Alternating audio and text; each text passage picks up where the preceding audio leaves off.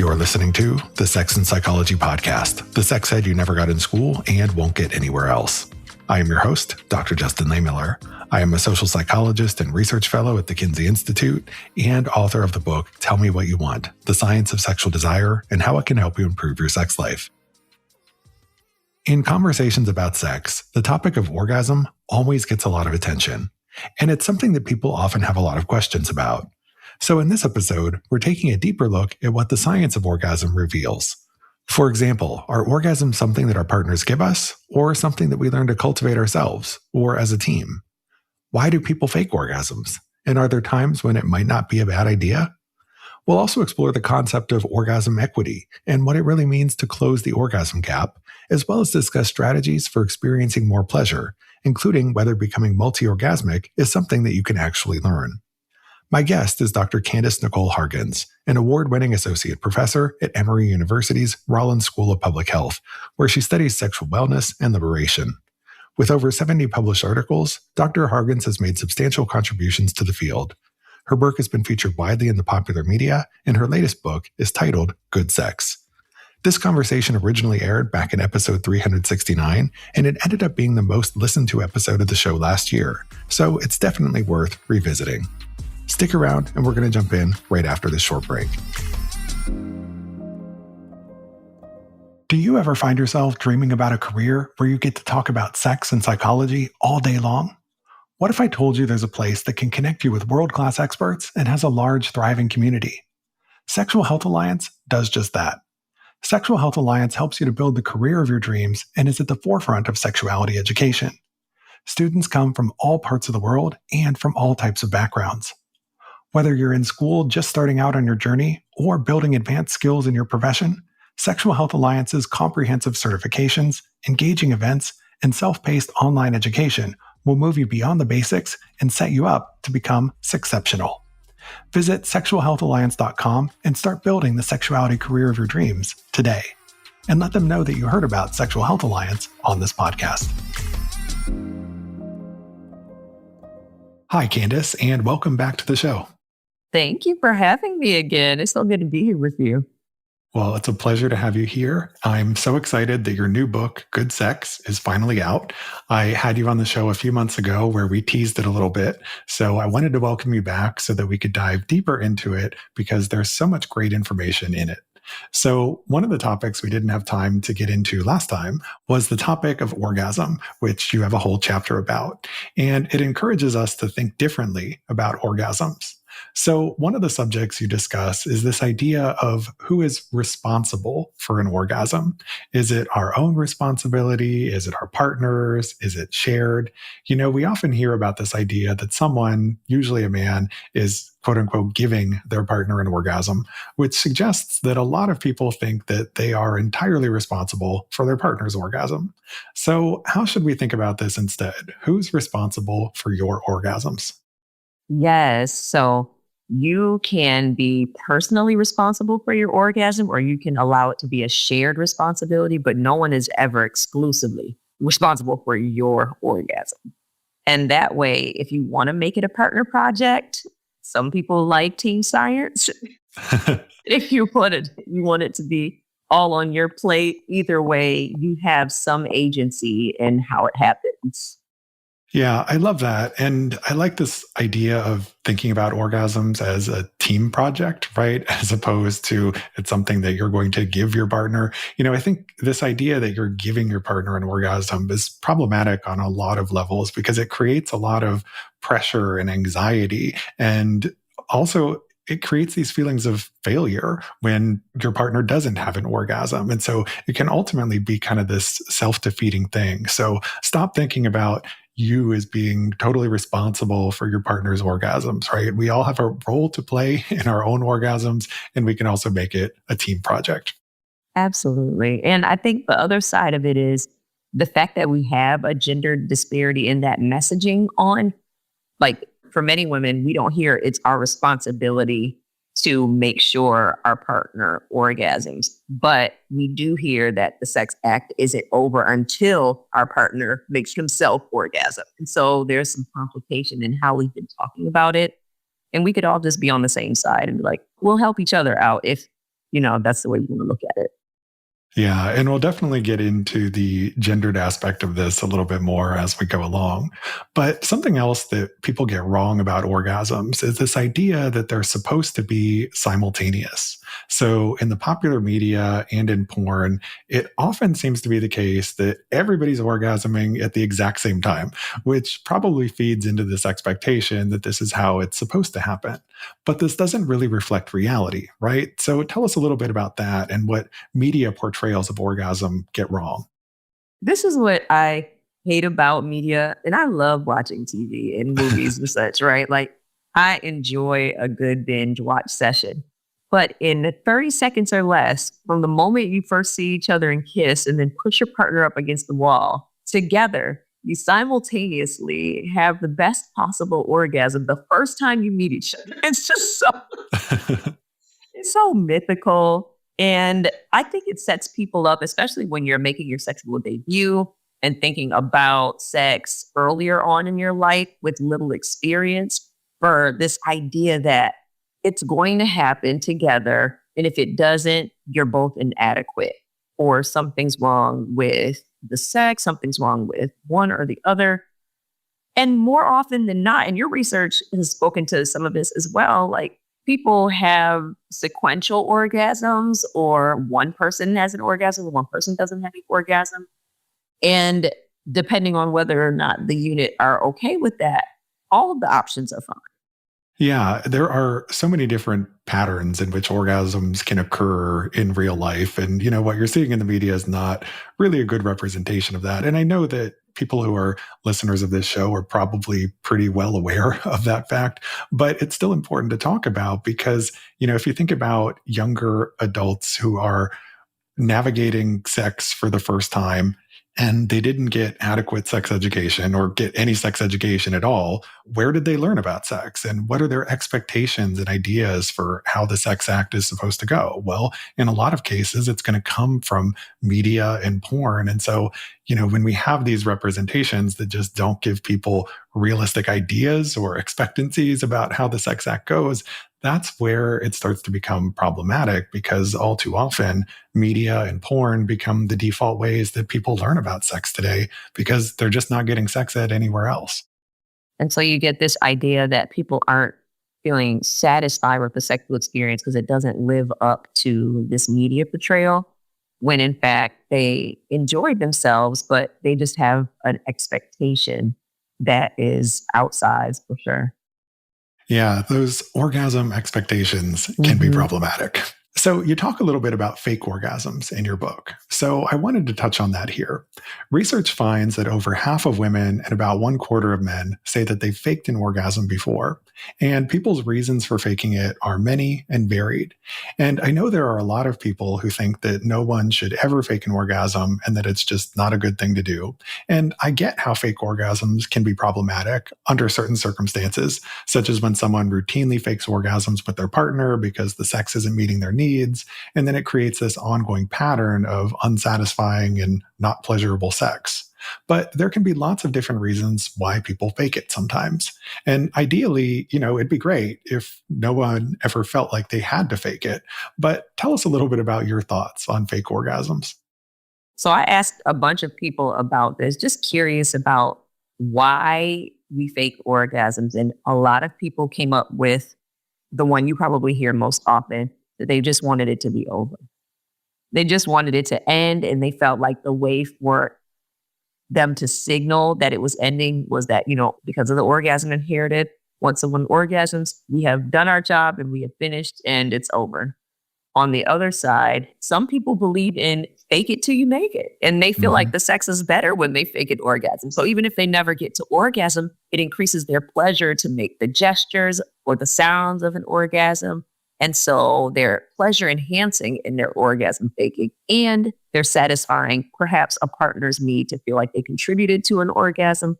So there are tons of reasons. Some people do it because they want their partner to feel good, have higher sexual self-esteem. And so they fake the orgasm because they believe that their partner's ego or self-esteem is some way tied to their orgasm output or the orgasm experience. So on the other side, of it, they don't want to hurt their partner's feelings. So some people want to improve their partner's mood or self-esteem, and some people feel like at the baseline, they don't want to bring it down.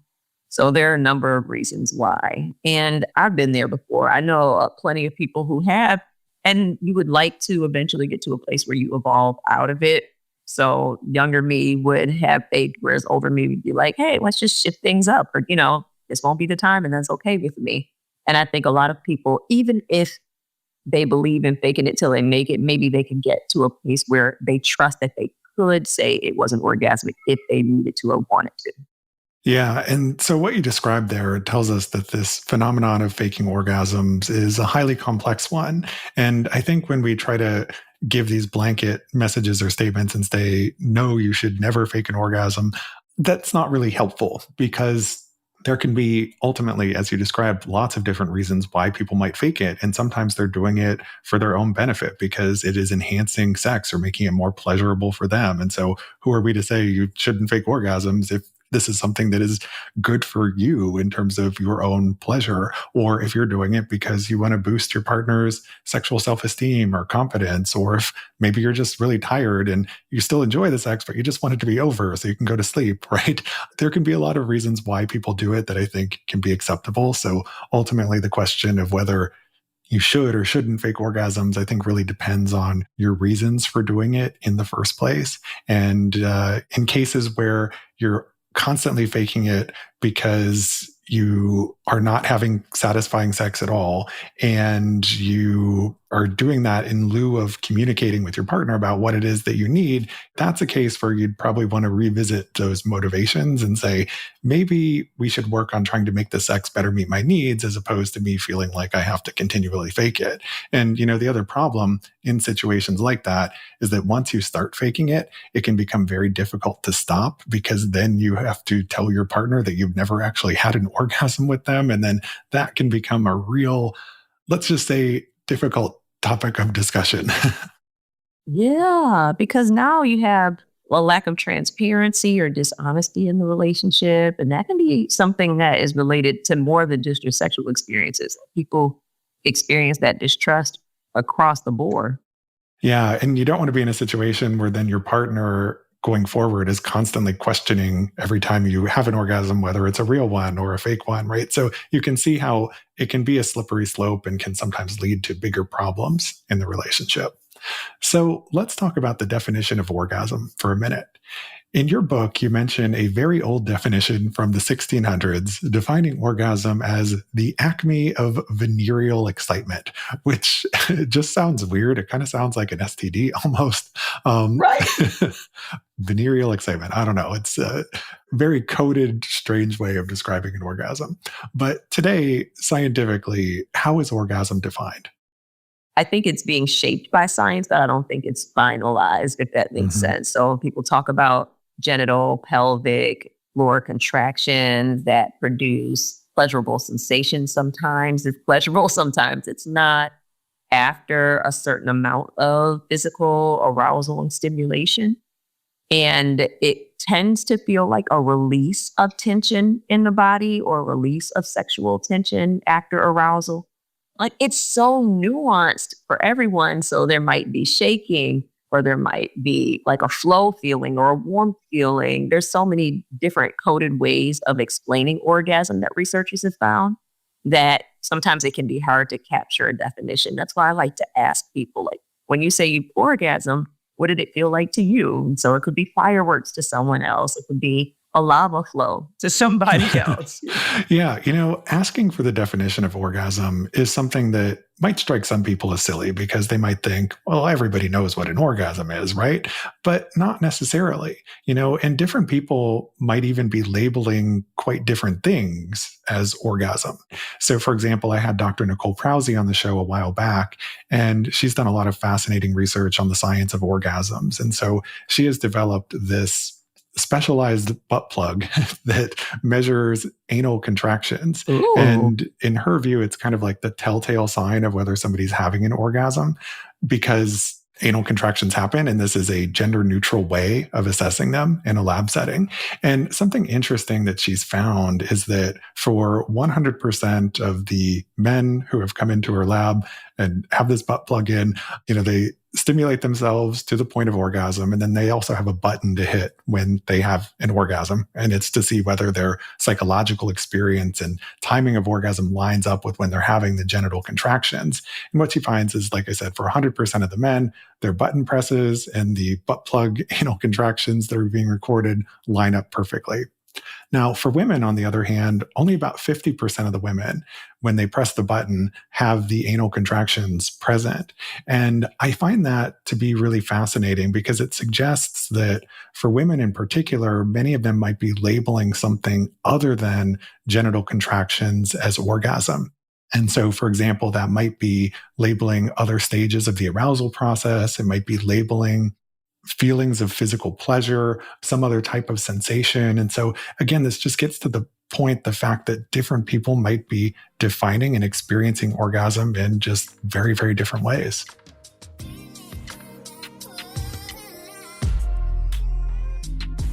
Hey guys, have you ever wanted more from your orgasms? Then you're going to want to check out Load Boost from VB Health. VB Health has a simple mission: creating supplements that work. Load Boost is designed to improve the taste, volume, and overall health of your semen. This doctor-formulated supplement can help to enhance your orgasms and pleasure and support your fertility at the same time. VB Health takes quality seriously. Made in the USA and NSF certified, their products are produced in an FDA-registered facility. They even share their third-party lab results publicly because they value trust and transparency. This isn't anything like the junk they're selling in a gas station. Thousands of guys from all across the US and 45 different countries have already tried Load Boost, and over 88% of the reviews are 4 or 5 stars from verified buyers.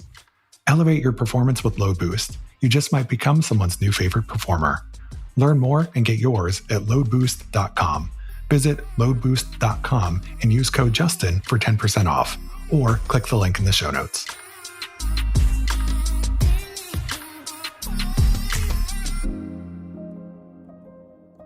And it's interesting that there is a difference in sex or gender. I'm not sure which one in that, because Imajma were talking about, and he was like, there are orgasms and then there's ejaculation, and those are different. Mm-hmm. And so were the men talking about the fact that they ejaculate, or was it orgasmic? He was like, I can ejaculate and not have an orgasm.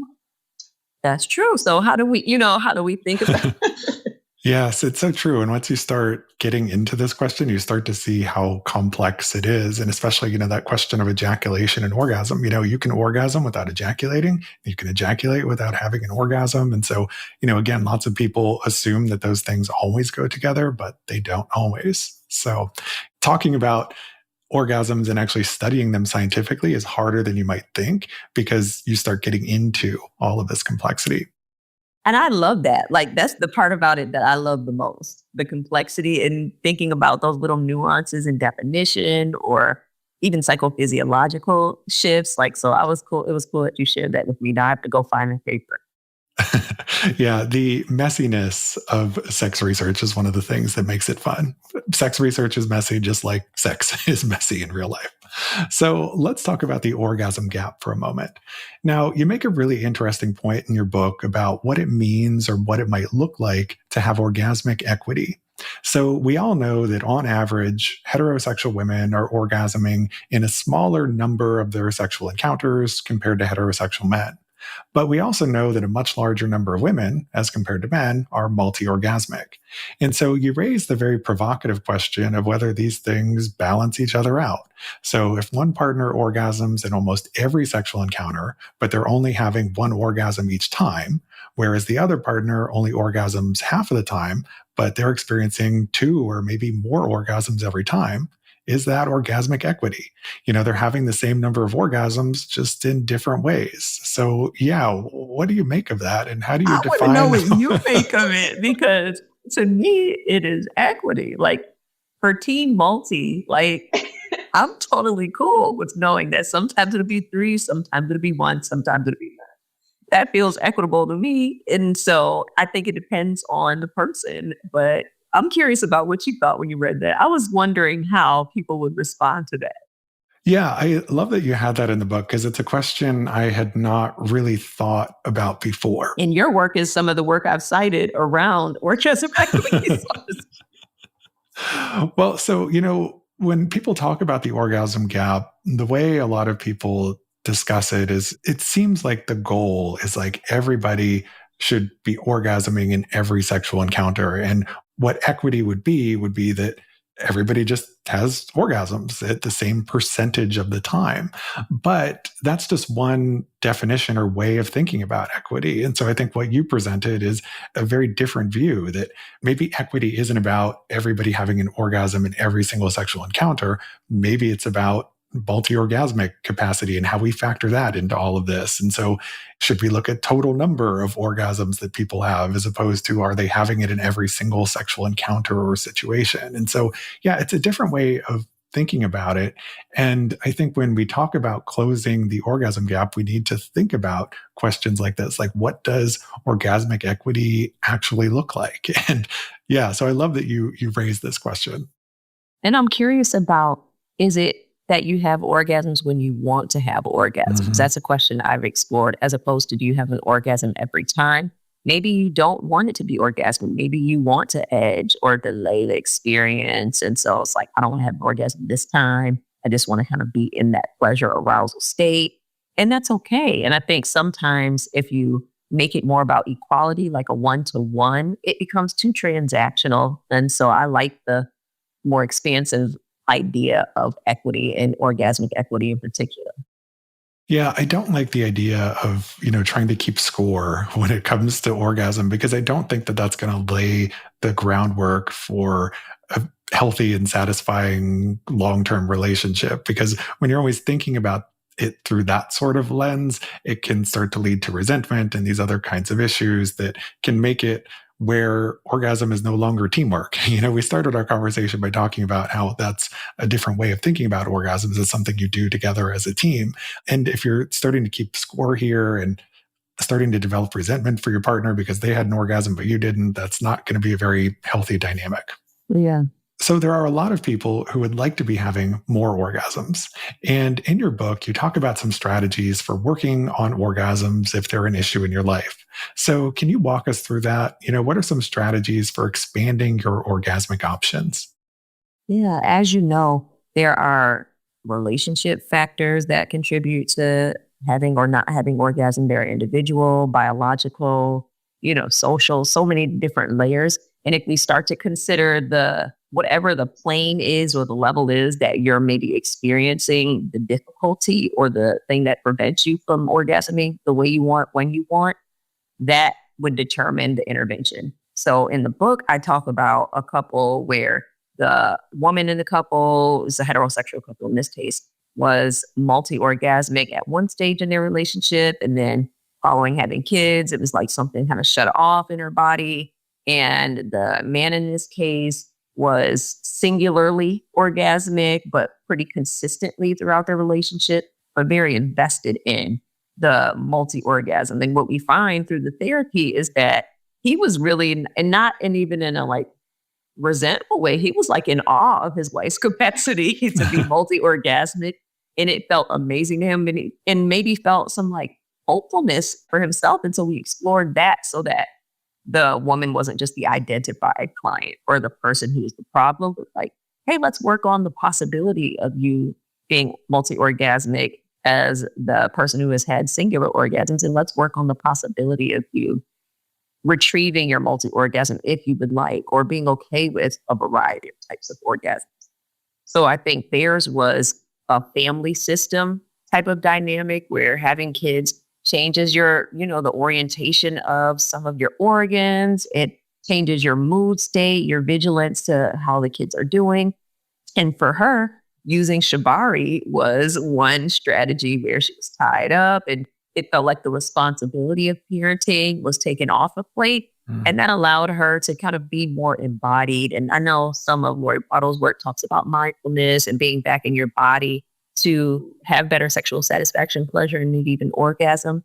And so for this person in particular, that was the strategy that the couple used.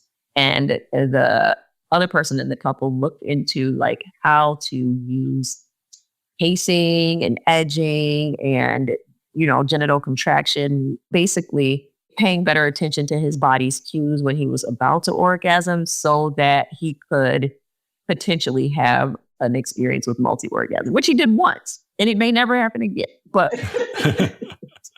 it felt really rewarding. So being very embodied, is something that can help in cases where the ability to orgasm is lost or it just starts to become more difficult. One of the biggest things that gets in the way of people having an orgasm is that they get too in their head, or they're just super distracted by something else, or they're stressed out or burned out. And so learning how to be in the moment, be present, and focusing on those physical sensations can be really useful. And since you brought up multiple orgasms, I was going to ask, can you learn to be multiply orgasmic? Or is this something where some people just seem to be naturally more inclined to it than others? I think the research suggests that some people are predisposed to it, but I feel like there are also a lot of people who haven't tried because they think it's off the table for them. And so you don't even know about your predisposition, especially people who are men, because they are told, okay, one and done. That's it. Refractory period is what it is. And for some people, it's like, oh, I've never given myself the chance to explore that possibility. And so you get to see. And I love that about sex. Like, you get to try and see. And if it's not, totally fine. And if it is, you learn something new about your body. Yeah, I think that's so true that a lot of people might be capable of multiple orgasms, but they just don't know it because they've never tried it. And maybe they've never tried it because they've only ever heard, like, well, let's say you're a man and you've only ever heard of women being multi-orgasmic, or, all the porn that you've seen, you've only ever seen men have one orgasm. And so, yeah, again, you won't know unless you try. And there are lots of different things you can try if you want to learn to become multi-orgasmic. There are lots of different books and other things that are out there. For example, I have a book on my shelf behind me called Any Man Can, and it's from the 1980s, and it's, talks about different techniques for how you can learn to become multi-orgasmic. And I believe it was written by psychologists. And so, there is some research basis to it. But yeah, there are different things that you can try and practice. Sometimes also sex toys can help with it in terms of maintaining higher arousal, because one of the things that makes it difficult sometimes to have multiple orgasms is that, once you have that first orgasm, you start to enter the resolution phase where you start to have decreased blood flow or more blood flowing out of the genital area. And so when you start to lose arousal, it becomes harder to have a second orgasm. But if there are things you can do to maintain a higher level of arousal, then having that next orgasm can be a lot easier. So using toys, having some novelty. There's also some research finding that use of erectile dysfunction drugs like Viagra and Cialis are also linked to increased multi-orgasmic capacity in men because they help to retain that blood flow into the penis. And so it makes it easier to have a second orgasm. So lots of different things people can potentially try. Okay, see, that's one I didn't know about the medicine. That's complicated. Yep, learn something new every day when it comes to sex. So is there anything else that you want people to know on the subject of orgasms, or other ways that you want people to think differently about orgasms going forward? Yeah, a lot of the things that I write in the book are about enriching your sexual self-awareness. So knowing what you want, what you're capable of, and then, of course, how to communicate it or practice the strategies that help you get that thing. And so just giving yourself a minute to be reflective on what is the quality of your orgasms, and, do you orgasm as much as you want to? Do you find that you're curious about other ways or experiences with orgasm? And if so, just do a little digging. Like, I love to just invite people to learn more about the things that spark their interest sexually. Because even if you might find, like we were just describing, that you're not a multi-orgasmic person, but you learn something about your body that increases your pleasure, there's still a great benefit there. Yeah, always keep exploring your body because you can uncover new sources of pleasure and new ways to enjoy yourself sexually. So thank you so much for sharing all this information with us, Candace. I really look forward to continuing our conversation in the next episode and diving into the science of sexual pleasure and satisfaction. Can you please tell my listeners where they can go to learn more about you and your work and get a copy of your new book, Good Sex? You can find the book everywhere books are sold. It's on pre-order now, but it will be on sale probably by the time this episode comes out at Barnes & Nobles, on Amazon. My book partner, Karis Books, indie store here in the Atlanta area, they sell it online. And you can find me at drcandicenicole.com or on Instagram, Threads, Facebook at Dr. Candice Nicole. Well, we'll be sure to include links to your book and your social media accounts in the show notes. Thank you again so much for your time. I really appreciate having you here.